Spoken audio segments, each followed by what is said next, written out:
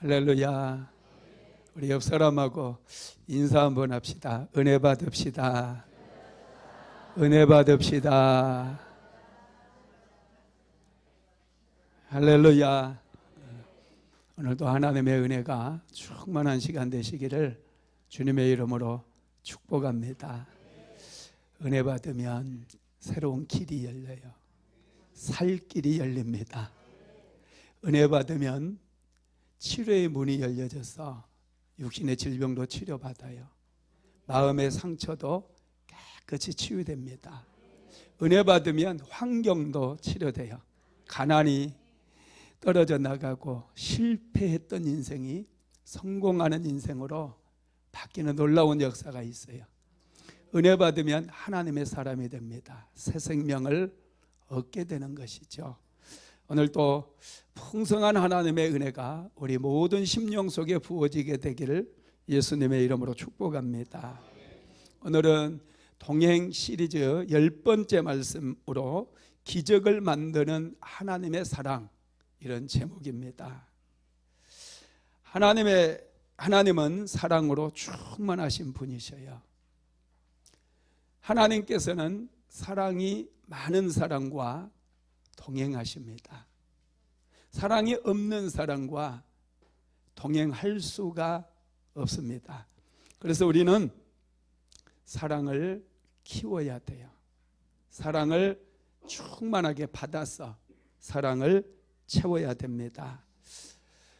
예수님께서 바리새인들과 세금 문제로 논쟁을 하고 계셨어요. 세금을 로마에 내는 것이 맞는지 예수님께서 데나리온 하나를 보여달라고 그러잖아요.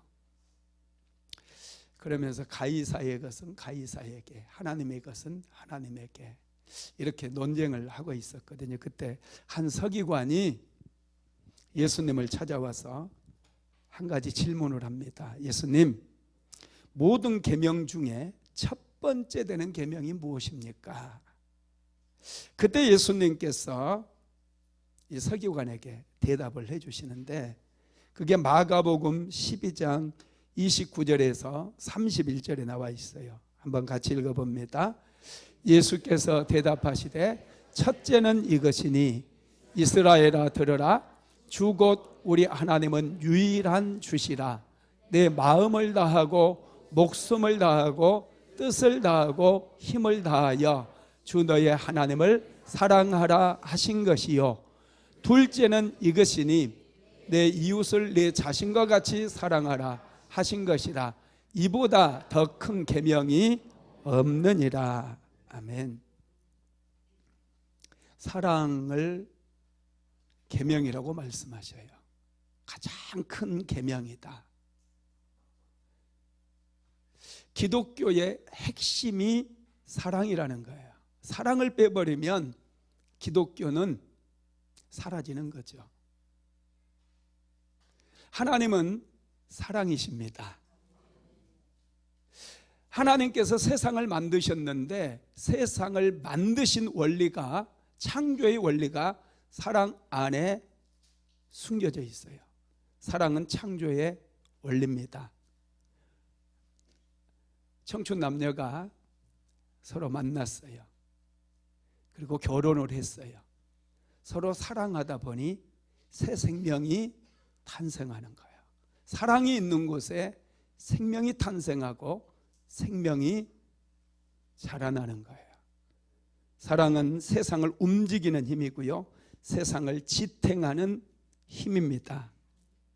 하나님께서 우리를 사랑하심으로 독생자 예수님을 이 땅에 보내주시고 십자가에 못 박혀 죽게 하심으로 우리를 죄 가운데서 구원하셨어요.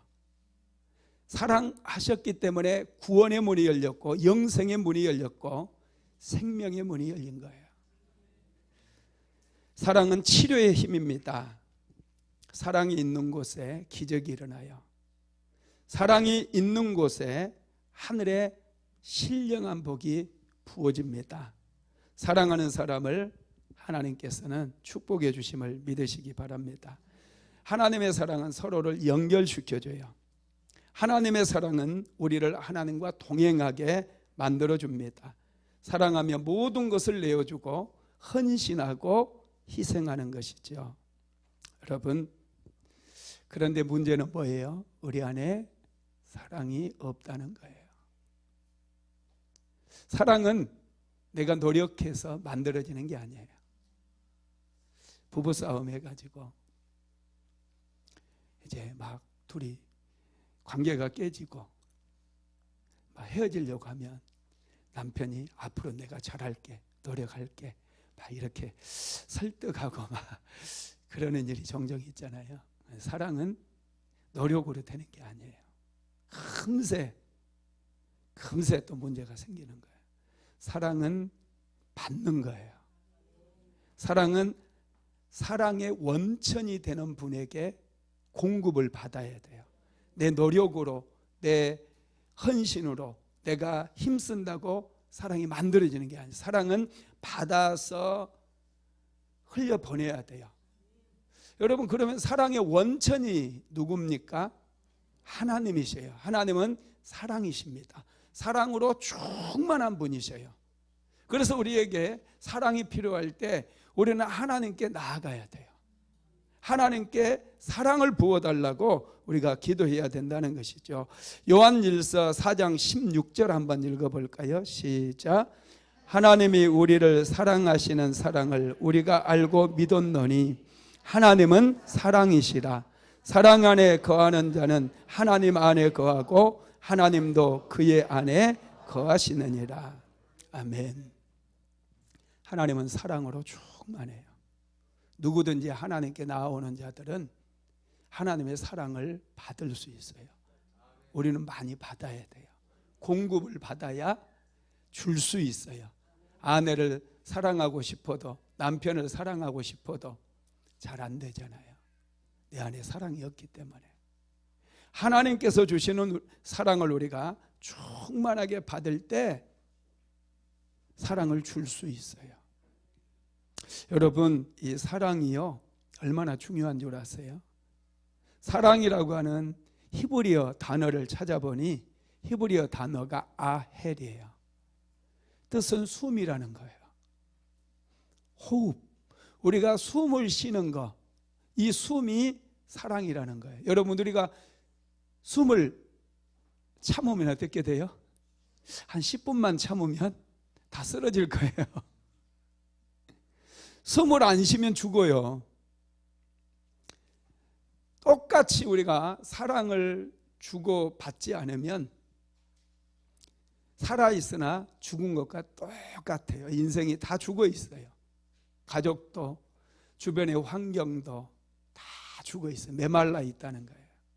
사랑은 우리가 숨을 쉬는 것처럼 생기를 불어넣어 주는 거예요. 그래서 아이들, 청년들 사랑하면 얼굴이 달라져요.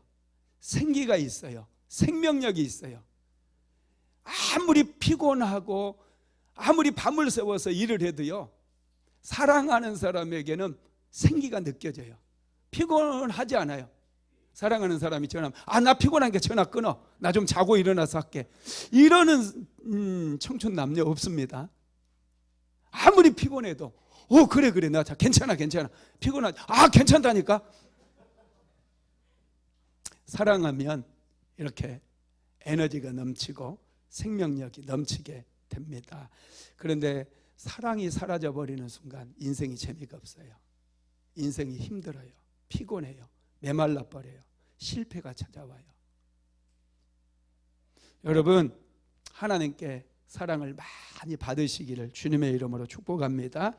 사랑은 우리를 살리는 힘이고요, 기적을 일으키는 힘이에요. 사랑하면 새로운 관계가 열리고요, 사랑하면 새로운 미래가 열리고요, 남편과 아내가 서로 사랑하면 마음이 열려요.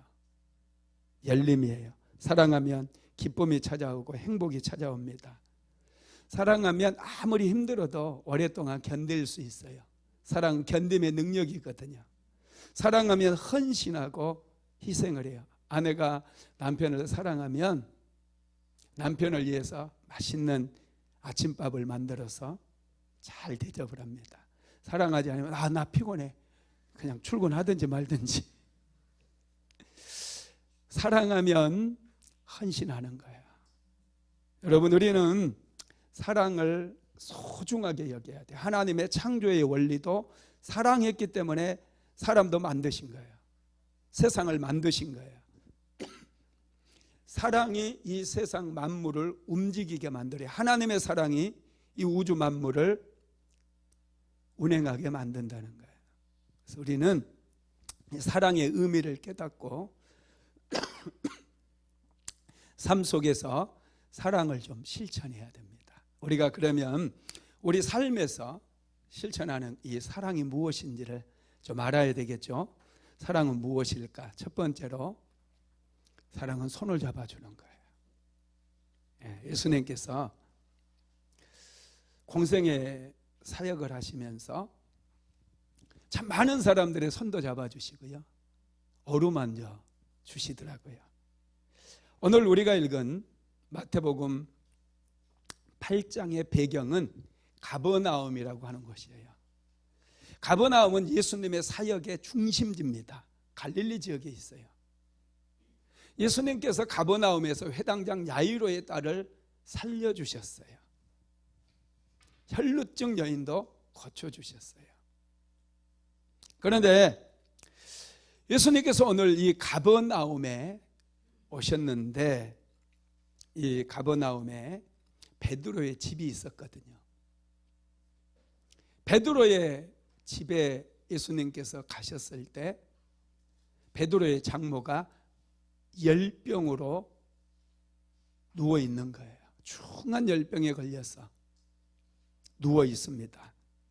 그때 예수님께서 베드로의 장모의 열병을 고쳐주시는데 아주 흥미로워요. 한번 읽어봅시다. 마태복음 8장 14절에서 15절 시작. 예수께서 베드로의 집에 들어가사 그의 장모가 열병으로 앓아 누운 것을 보시고 그의 손을 만지시니 열병이 떠나고 여인이 일어나서 예수께 수종들더라. 아멘. 열병으로 고통당하는 베드로의 장모를 보시고 열병을 꾸짖어서 말로 쫓아낸 것도 아니고 조용히 장모가 있는 방으로 들어가서 장모를 손을 만지는 거예요. 조용히 만져주는데 그냥 열병이 떠나가 버려요. 뭐 다른 게 없어요. 열을 가져다 주는 귀신아 떠나가라, 이런 게 없어요. 그냥 조용히 가서 손을 만져줘요. 그랬더니 신기하게 열병이 떠나버리고 베드로의 장모가 건강을 회복해서 곧바로 음식을 준비해서 예수님을 섬기는 그런 모습이 기록되어 있어요. 여러분, 손을 잡아주는 거, 이게 사랑입니다. 어떤 여자들은 남편이 아프다고 누워 있으면 짜증을 내요. 약 먹었어? 서랍에 약 있잖아. 왜 약도 안 먹고 그래? 속상해 죽겠어. 그냥 무서워요.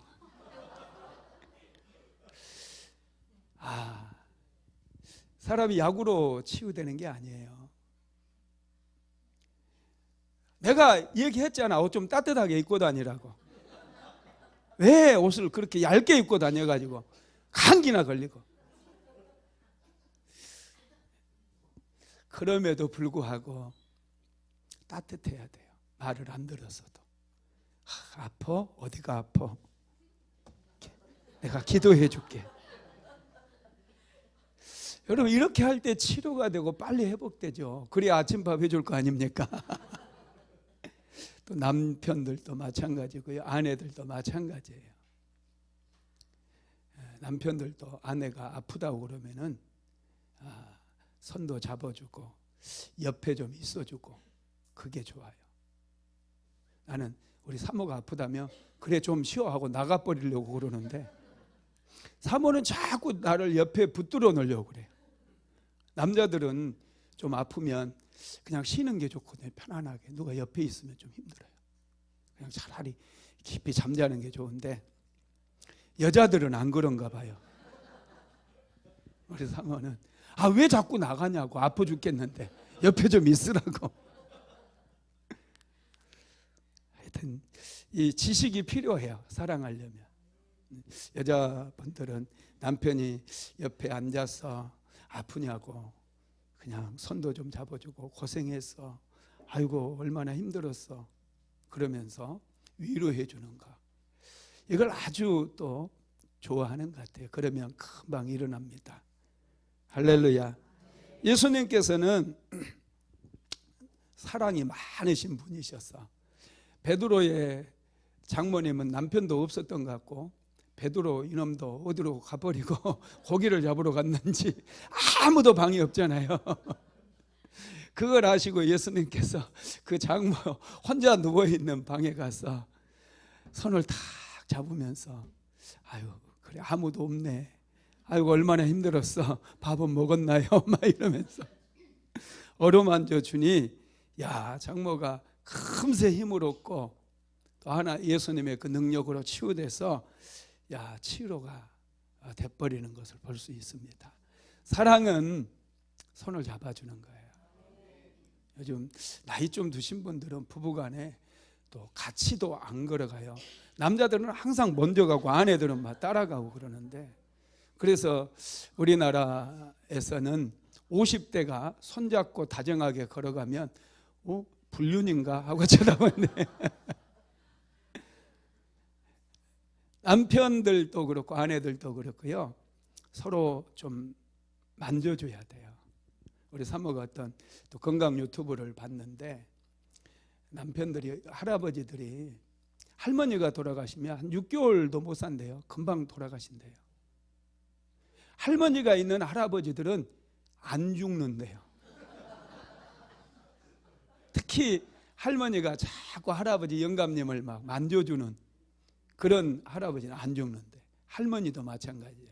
할아버지가 자꾸 할머니 이쁘다고 그래주고 만져주고 손도 잡아주고 그러면 두 분이 아프지도 않고 건강하게 오래 산다는 거예요. 특히 아내가 남편을 사랑하고 아내가 남편 손을 많이 잡아주잖아요. 그럼 남자들이 안 늙는데요. 남자들의 혈색이 아주 좋아진답니다. 몸도 안 아프고. 아내들 아시겠어요? 꼴배기 싫으면 만져주지 말고 각방 써버려. 그냥 밥도 차려주지 말고, 그럼 빨리 갑니다. 그런데 오래 같이 살고 싶으면 좀 만져주시고 얼굴도 좀 만져주고, 당신은 코가 참 잘생겼네, 할렐루야, 어쩌면 이렇게 당신은 잘생겼어 막 이러면 남편들이 오래 건강하게 산대요. 할렐루야. 아내도 마찬가지입니다. 남편에게 최근 들어서 예쁘다는 말 들어본 아내 있어요? 맞네.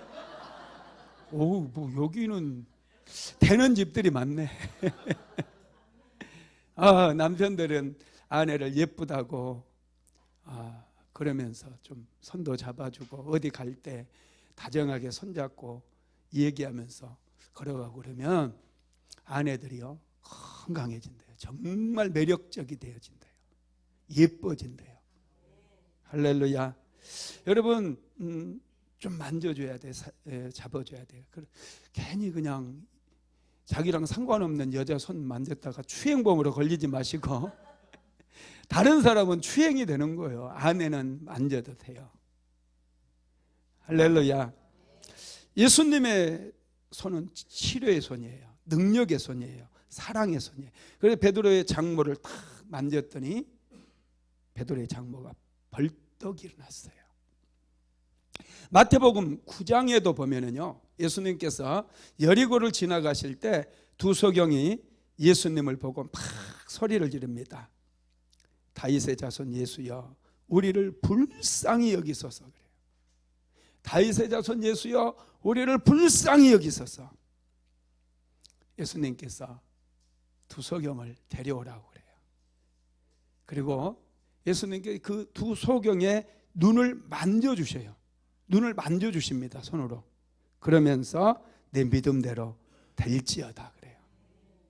소경의 눈이 바로 열려버려요. 만져주셨다는 거예요. 예수님의 손이 사랑의 손이기 때문에 그 사랑의 손으로 만지자 소경이 눈을 뜨는 기적이 일어났다라는 거예요.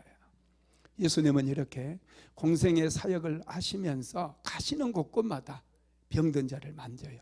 문둥병자도 만져요.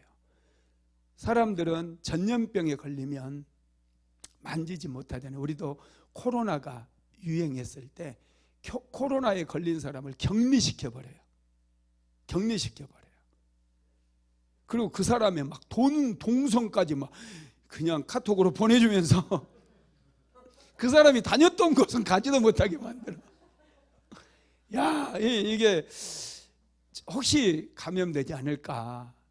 그래서 그런 거잖아요. 그런데 예수님은 그러지 않아요. 아픈 사람을 일일이 만져주시. 한번 읽어봅니다. 누가복음 4장 40절 시작. 해질 무렵에 사람들이 온갖 병자들을 데리고 나오매 예수께서 일일이 그 위에 손을 얹으사 고치시니, 일일이 만져주셨다는 거예요. 일일이 만져서 병든 자들을 고쳐주셨다는 거예요. 야, 이 예수님께서 만지신 이것을 중심으로 복음서를 한번 읽어보세요. 손을 대시고 또 만지시고, 이 말씀이 도처에 나와 있어요. 아, 이 만지심이 사랑이구나. 만져줌이 사랑이구나. 여러분 참 놀랍죠. 만져주심으로 예수님은 우리를 치료하시는 거예요. 미국의 인류학자 중에 마가렛 미드라고 하는 분이 있어요. 이분은 문명이 아직 전파되지 않는 그런 곳에 다니면서 인류를 연구를 했습니다. 특별히 이분이 연구한 부족 중에 파푸뉴기아라고 하는 나라에서 아라펫이라고 하는 종족과 문두구모라고 하는 종족을 이분이 연구를 했습니다. 왜 연구를 했느냐 하면은 똑같은 나라에서 살고 똑같은 기후 풍토라든지 똑같은 음식을 먹고 사는데, 이 아라펫이족과 문두구모족은 너무나 기질이 달랐어요. 이 아라펫이족은 신기하게 굉장히 성품이 온순하고 온유해요. 평화를 사랑해요. 그런데 이 문두구모족들은 굉장히 성격이 공격적이고 난폭한 거예요. 폭력성이 아주 많아요. 이 두 종족의 차이가 뭔가 계속 이분이 연구를 했어요. 그러다가 엄마들이 아기들, 이제 낳은 신생아들 키우는 것에서 해답을 찾습니다. 아라펫이족들은요, 이 그물망으로 포대기를 만들어 가지고 엄마가 항상 이 포대기로, 우리나라도 딱 앞으로 애들 매잖아요, 그죠? 어린아이들 딱 앞으로 매가지고 다녀요. 엄마들이 항상 이 포대기 같은 걸로 아이들을 묶어서 안고 다니는 거예요. 그런데 이 문두구모 종족은요, 엄마들이 뒤에 바구니를 짊어지고 다니면서 그 바구니에 아이들 넣어서 다니더래요. 그리고 젖을 먹일 때 보니까 이 아라펫이족들은 편안하게 엄마가 앉아가지고 아이들이 젖을 잘 먹을 수 있도록 또 등을 토닥거려 주면서 편하게 먹다 빨다가 자다가 이렇게 하게, 이렇게 젖을 먹이는 거예요. 그런데 문두구모족들의 엄마는 아이를 서서 젖을 먹이더래. 한 손으로 아이를 딱 안고 이렇게 젖을 먹이다가 팔이 아파질 거 아니에요. 아이를 안고 있으니 팔이 아파지면 그냥 가차없이 물고 있는 어린아이를 탁 빼가지고 바구니에 던져버린대. 와, 이거구나.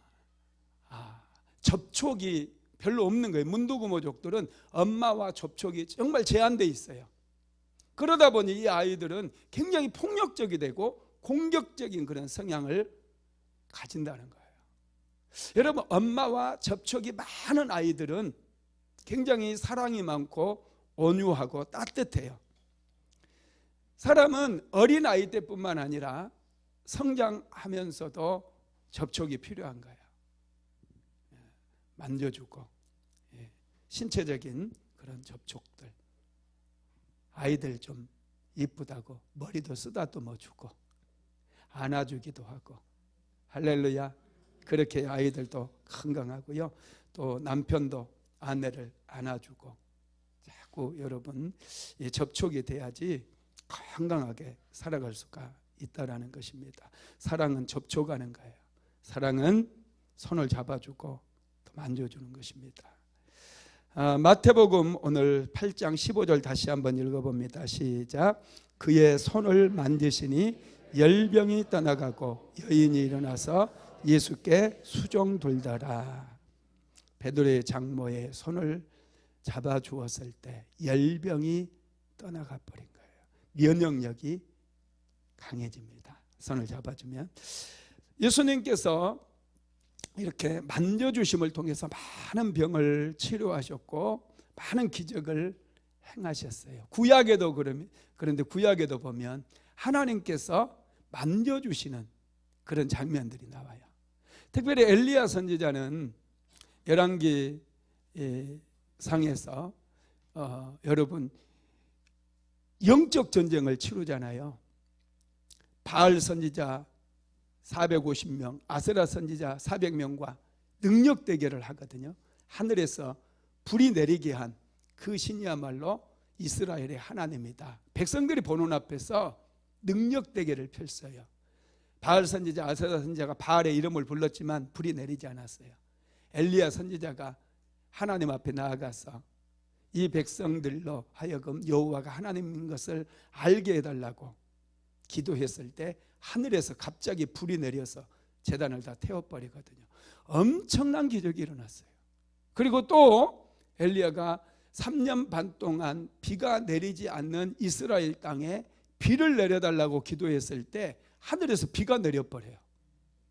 정말 놀라워요. 엘리야 선지자는 정말 능력의 선지자고요. 얼마나 용기가 있었든지 850명과 싸워서 능력 대결을 해서 승리를 거뒀던, 하늘에서 불이 내리기도 하고 하늘에서 물이 내리기도 했던 그런 대단한 선지자예요.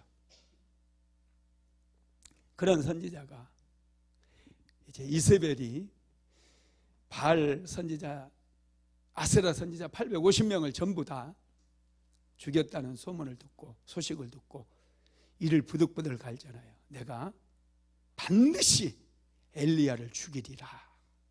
그때 엘리야가 이제 그 소식을 듣고 막 낙심이 찾아와요. 내가 하나님을 위해서 열심히 특심이었는데 어떻게 이럴 수가 있는가 하고 막 이제 브엘세바가 있는 곳으로 도망을 칩니다. 그리고 로뎀나무 그늘 아래서 쓰러져 버려요. 그리고 하나님께 이렇게 얘기합니다. 주여 넉넉하오니 속히 내 생명을 취하소서. 빨리 자기 죽여달라는, 내 배째라는 거예요. 와, 그러면 오 땡큐 엘리야 너 죽고 싶다는 거지 하면서 하나님께서 조금만 기다려봐 너. 그리고 그러면 네 소원대로 이세벨을 내가 이세벨 앞에 서서 고문 좀 당하게 하면서 죽게 하리라, 뭐 이렇게 할 것 같잖아요. 그런데 하나님께서 엘리야가 막 하나님 원망하고 막 불평하고 그래도요, 하나님께서 참 얼마나 사랑이 많으신지 그거 들은 척도 안 해요. 그리고 천사를 보내가지고 엘리야를 만져주게 하고 엘리야를 먹여주셔요. 한번 읽어볼까요? 열왕기상 19장 5절입니다. 시작. 로뎀나무 아래 누워 자더니 천사가 어루만지며 이르되 일어나서 먹으라 하는지라. 아멘. 야, 하나님께 천사를 보내셨어요. 여호와여 넉넉하오니 속히 내 생명을 취하소서. 이렇게 원망하고 불평하는 엘리야에게 하나님께 천사를 보내가지고 엘리야야 피곤하지 얼마나 힘들었니 하면서 안마를 해주시고 만져주시고, 그래 야 너 안 먹으면 안 돼 빨리 일어나서 먹어라 하고 맛있는 음식을 그냥 탁 갖다 주면서 공개를 해주는 거예요. 여러분 이게 사랑이에요. 남편이 힘들다고 이렇게 누워있으면 뭐가 힘들다고 그래. 요즘 얼마나 치열한데, 경쟁이 얼마나 치열한데 그렇게 누워있어가지고 앞서가겠느냐고, 성공하겠느냐고, 빨리 일어나라고, 일하라고. 여러분, 이게 아니다는 거예요. 힘드냐고, 어루만져주고 수고했다고, 그리고 맛있는 음식을, 남편이 좋아하는 음식을 해서 여보 일어나서 좀 먹어보세요. 일어나서 먹어보세요. 여러분, 이게 사랑이라는 거예요. 하나님께서는 인간의 연약함을 알아요. 남편도 연약해요. 아내도 연약해요. 우리는 다 연약해요. 그래서 긍휼히 여기는 마음이 필요해요. 하나님께서는 엘리야가 그렇게 능력을 행했고 하늘에서 불이 내리게 했고 또 하늘에서 물이 내리게 했던 그런 대단한 선지자였잖아요. 그 선지자가 막 책망을 해야죠. 너 그렇게 지금 누워 있으면 돼. 야, 이세벨이 막 너 잡으러 오는데 빨리 도망가야지. 막 그러면서 그렇게 해갖고 되겠느냐고, 경쟁에 살아남겠느냐고 막 고통을 쳐야 되는데 하나님은 그렇게 하지 않았다는 거예요. 어루만져줘요. 어루만져주면 힘이 생겨요. 어루만져주면 용기가 생겨요. 또 음식을 먹고, 또 엘리야가 그렇게 어루만져줌을 통해서 일어나서 음식을 먹습니다. 그리고 또 쓰러져 자요. 그랬더니 이번에 또 하나님께서 또 천사를 보냅니다. 열왕기상 19장 7절도 읽어볼까요? 시작. 여호와의 사자가 또다시 와서 어루만지며 일어나서 먹으라. 내 길을 이기지 못할까 하노라. 아멘. 엘리야는 영적인 침체에 빠져 있었어요. 그때 하나님께서 천사를 보내서 어루만져줘요. 그리고 음식을 가져다 줍니다. 엘리야는, 낙심했던 엘리야는 이런 과정을 통해서 다시 회복되고 호렙산까지 가게 돼서 그곳에서 세미한 음성 가운데 역사하시는 하나님을 만나게 되고 세 가지의 사명을 또 받게 되는 겁니다. 하나님이 만져주면요 힘이 생깁니다. 하나님이 만지면 용기가 생기고, 하나님이 만져주시면 기적이 일어나고 영혼육이 강건함을 얻게 되는 것이죠. 사도 바울도 다메섹 도상에서 예수님을 만났을 때 빛이 강렬하게 임함으로 눈이 멀어버렸어요. 사도 바울은 다른 사람의 손에 붙들려서 다메섹에 가게 됩니다.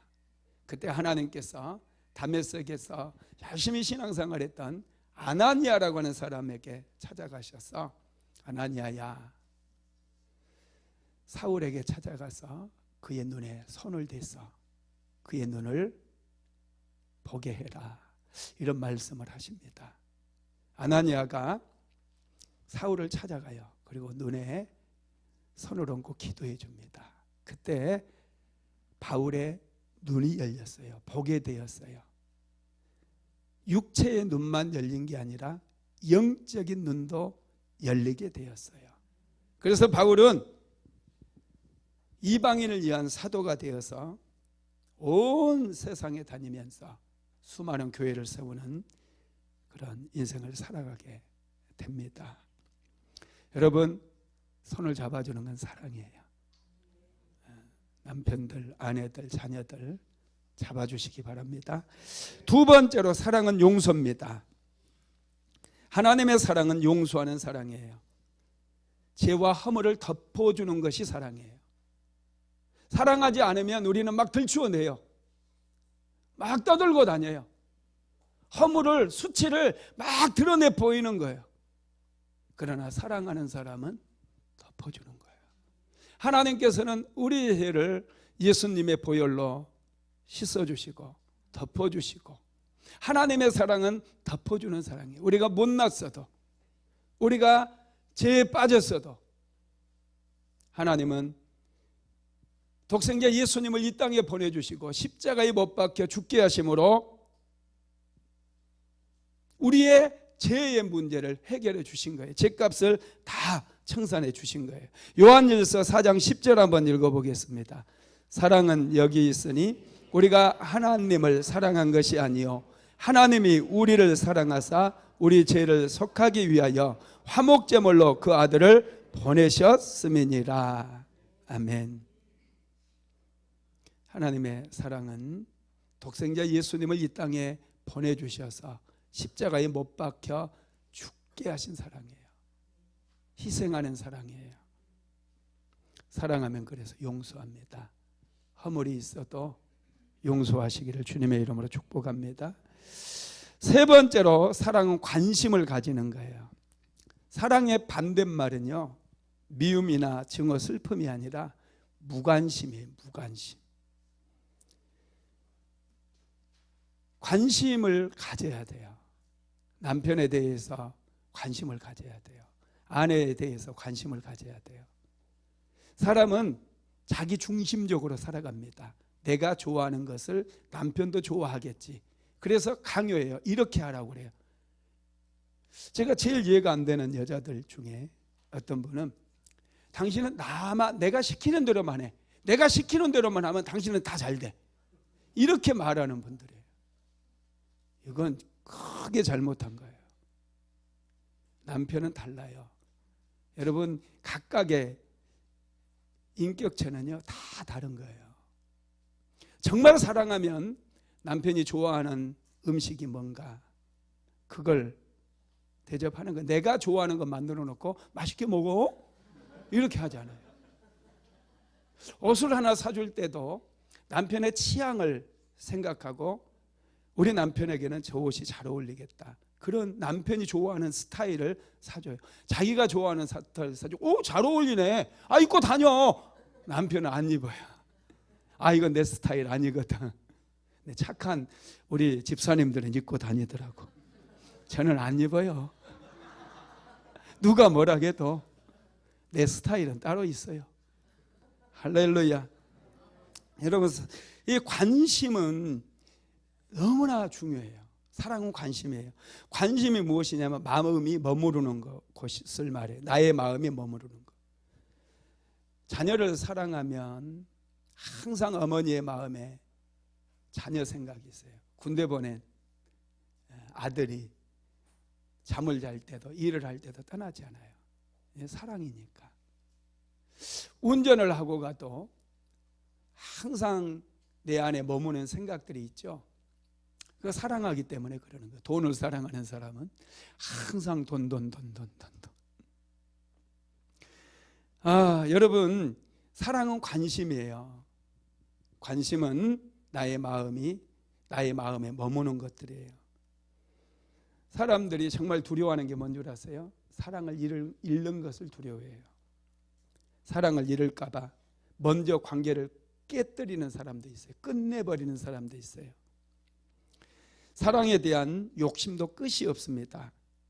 우리는 사랑받기 위해서 열심히 살아요. 사랑받기 위해서 직장생활하고 돈 벌고, 학생들은 사랑받기 위해서 열심히 공부하고, 물론 미운 집 골라서 하는 애들도 있어요.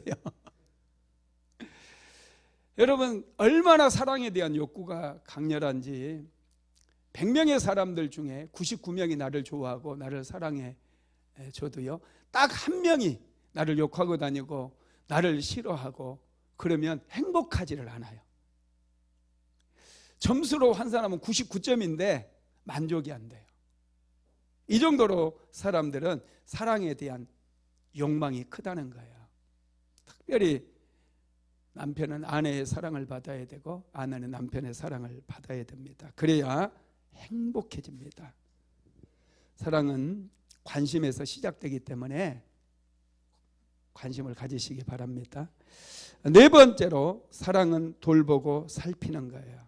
사랑은 마음에서 관심을 두는 것에서 시작되는데 이게 마음에만 머물르면 안 돼요. 손과 발이 움직여야 돼요. 구체적으로 여러분 돌봄으로 연결돼야 된다. 돌봄은 책임이에요.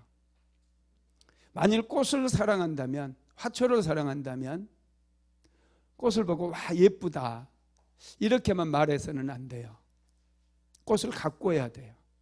물도 주고요, 또 거름도 해줘야 되고요, 잡초도 뽑아줘야 돼요. 사랑은 책임입니다. 남편은 아내를 사랑하게 되면 아내를 위해서 열심히 일하는 거예요. 아내의 필요를 채워주는 거예요. 자녀들의 필요를 채워주는 거예요. 이게 여러분 사랑이기 때문에. 어떤 여자 집사님이 살아가는 게 너무 힘들었대요. 그래서 하나님께, 하나님 제발 나 좀 빨리 데려가 주세요.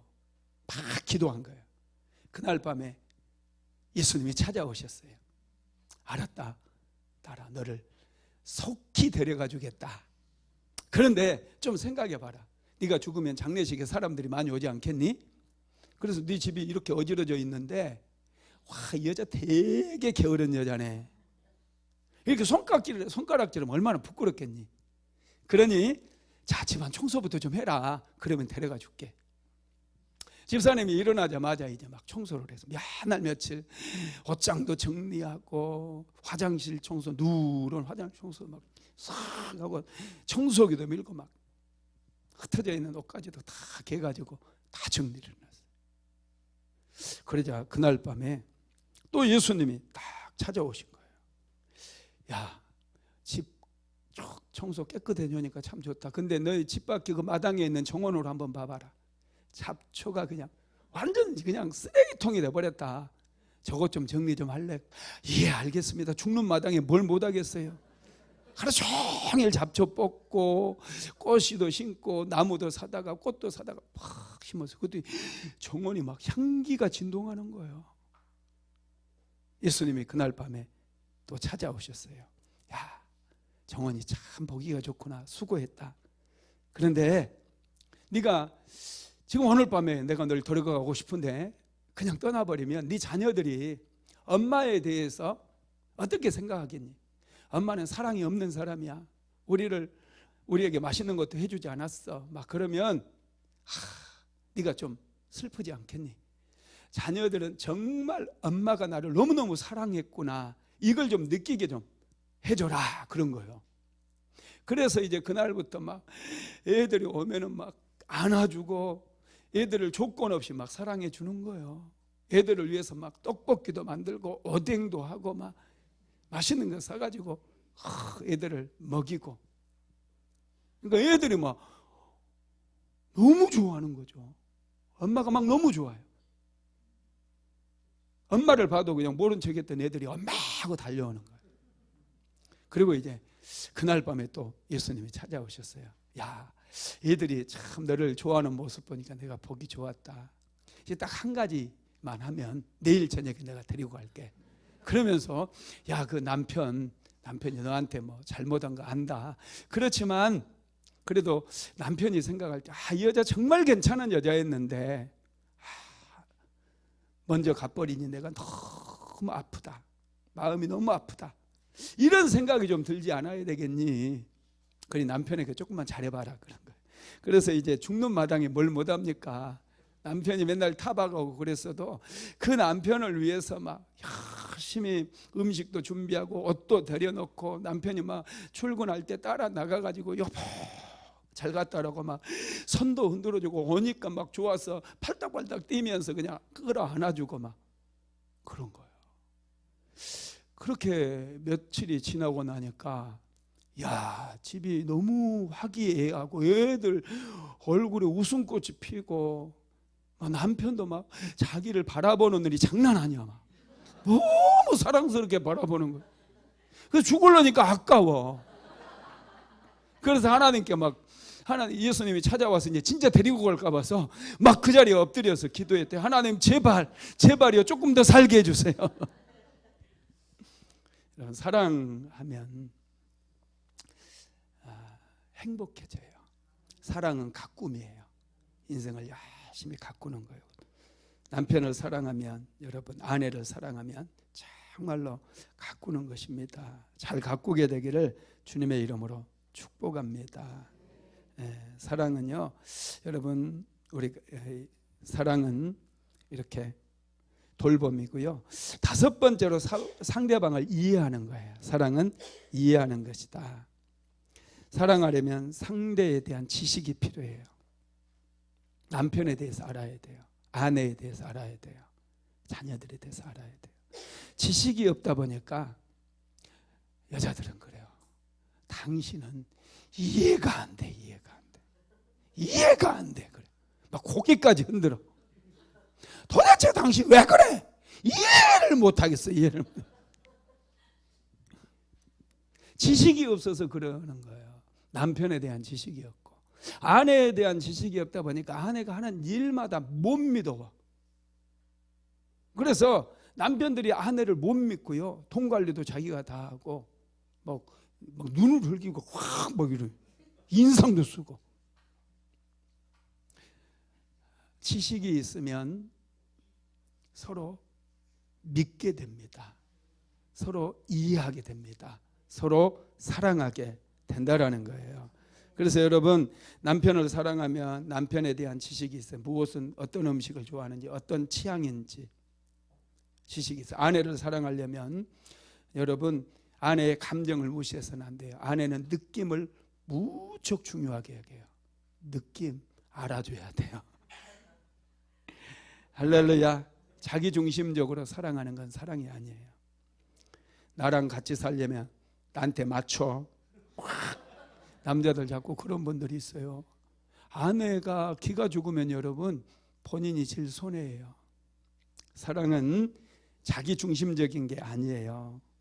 사랑은 지식이 필요해요. 아내에 대해서 이해하는 마음, 따뜻한 마음. 여러분, 따뜻한 곳에 새싹이 올라와요. 생명이 약동해요. 차가운 곳에서는 생명이 살 수가 없어요. 남편이 아내에 대해서 차갑게 하면 아내의 생명이 죽어요. 아내가 아파요. 가정이 메말라져요. 가정이 깨지는 거예요. 항상 따뜻함으로. 할렐루야. 예. 예수님의 사랑은 따뜻한 사랑이에요. 베드로가 여러분, 예수님께서 십자가를 앞에 두고 유월절 만찬을 나누실 때 자신이 떠나가실 것에 대해서 말씀하시잖아요. 그때 베드로가 질문을 해요. 요한복음 13장 36절에 보면 시몬 베드로가 이르되 주여 어디로 가시나이까 그래요. 그때 예수님께서요, 내가 가는 곳에 내가 지금은 따라올 수 없으나 후에는 따라오리라 이렇게 말씀해요. 그러자 베드로가 뭐라고 그래요? 주여 내가 지금 어찌하여 따라갈 수 없다고 하나이까? 주를 위하여 내 목숨을 버리겠습니다 그래요. 자신만만했어요. 근데 여러분, 결국 어떻게 됩니까? 바로 그날 밤이에요. 그날 밤 베드로가 예수님을 모른다고 3번이나 부인해버리는 거예요. 3번이나. 예수님이 한번 요한복음 13장 38절 읽어봅시다. 시작. 예수께서 대답하시되 내가 나를 위하여 목숨을 버리겠느냐? 내가 진실로 진실로 내게 이르노니 닭 울기 전에 내가 3번 나를 부인하리라. 3번이나 예수님은 모른다고 부인했어요. 참 기가 막히죠. 베드로 스스로도 정말 부끄러웠을 것 같아요. 수치스러웠을 것 같아요. 예수님의 얼굴을 다시는 못 볼 것 같아요. 그런데 예수님께서 갈릴리에 찾아오시잖아요. 새벽에 고기 잡는 베드로를 찾아오셨어요. 베드로가 주시다는 말에 팍 물로 뛰어내려가지고요, 막 수영을 해서 예수님 앞에 섭니다. 예수님께서 바닷가에 장작불을 피워가지고 떡과 생선을 굽고 있어요. 그 불 앞에서 베드로가 3번 부인했는데 불을 확 피워놓으니까 그때가 생각나. 3번 부인했던 게. 그때 예수님께서 베드로에게 말씀하셔요. 요한의 아들 시몬아, 내가 이 사람들보다 나를 더 사랑하느냐? 내가 주를 사랑하는 줄 주께서 아시나이다. 이렇게 고백했는데 또 물어봐요. 요한의 아들 시몬아, 내가 나를 이 모든 사람보다 더 사랑하느냐? 3번을 물어보셔요. 왜 3번 물어봐요? 3번 모른다고 부인했기 때문에 그 베드로를 치료해 주시려고. 예수님은 인간의 연약함을 아셨어요. 베드로가 예수님을 모른다고 3번 부인할 것 아셨어요. 인간을 이해하고 있다는 거예요.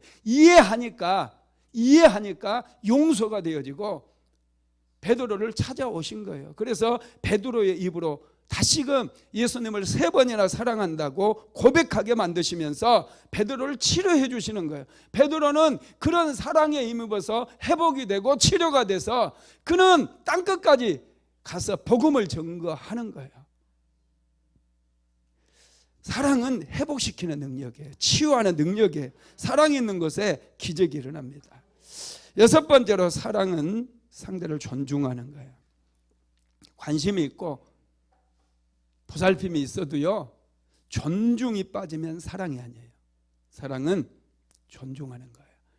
남편은 아내를 존중해야 돼요. 아내는 남편을 존중해야 돼요. 존중이 사랑이기 때문에 그렇습니다. 존중이라고 하는 것은요, 상대방을 있는 모습 그대로 수용하고 용납하는 거예요. 성경에 보면은 탕자의 비유가 나오죠. 둘째 아들이 아버지에게 유산을 물려달라고 요구를 해요. 아버지가 살아 있을 때 이렇게 요구하는 것은 아주 불안당 같은 놈이에요. 동네에 알려지면 얘는 조리돌림을 해서 그냥 패댕이를 쳐버리는 거예요. 그럼에도 불구하고 아버지는, 탕자의 아버지는 아들의 요구를 들어주는 거예요. 아들이 집 밖으로 나가는 것을 허락해요. 왜냐? 아들을 사랑했기 때문에. 아들이 집 밖으로 나가면 그 유산을 다 탕진할 것을 아버지는 알았을까요? 몰랐을까요? 예, 이런 것을 비디오라고 그래요. 예, 다 알았어요. 다 알았는데 유산을 물려주는 거예요. 아버지는 탕자를 사랑했어요. 밖에 나가서 유산을 다 탕진하는 가운데서 그가 노예의 마음이 아니라 자유인의 마음을 얻어서 돌아오기를 원했다는 거예요. 이게 여러분 사랑인 거예요. 사랑하면요, 새장에 가두는 게 아니에요. 새장을 열어서 날려보내는 거예요. 자녀들도 사랑하면 떠나보내는 거예요. 내가 품고 있는 게 아니에요. 아내도 사랑하면 마음껏 자기를 개발할 수 있도록 도와주는 거예요. 기도해 주는 거예요. 축복해 주는 거예요. 남편을 사랑한다고 하면 남편을 위해서 여러분 감시자가 아니라 축복자가 돼야 된다는 거예요. 사랑은 묶어 놓는 게 아니에요. 사랑은 존중이에요. 서로를 배려하는 거예요. 서로를 축복해 주는 거예요. 아버지는 아들이 돌아오기를 매일마다 기다리는 거죠. 사랑의 마음으로. 그래서 아들이 돌아왔을 때 야 이런 하면서 그 돈 어땠어?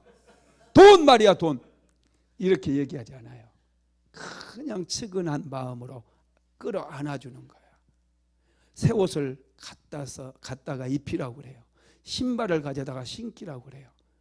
반지를 끼워줘요. 잔치를 벌이라고 그래요. 송아지를 잡아서. 여러분 얼마나 놀랍습니까? 이게 하나님의 사랑이라는 거예요. 우리를 책망하지 않아요. 왜 그랬느냐고 말하지 않아요. 사랑은 덮어주는 것이고 존중이기 때문에 그렇다는 것이죠. 말씀을 마무리합니다. 하나님은 항상 사랑을 따라서 역사합니다. 하나님의 사랑이 있는 곳에, 하나님은 사랑이 있는 곳에 머무릅니다. 좋은 사람도 사랑이 있는 곳에 머물게 되어 있어요. 교회는 사랑이 넘쳐야 됩니다.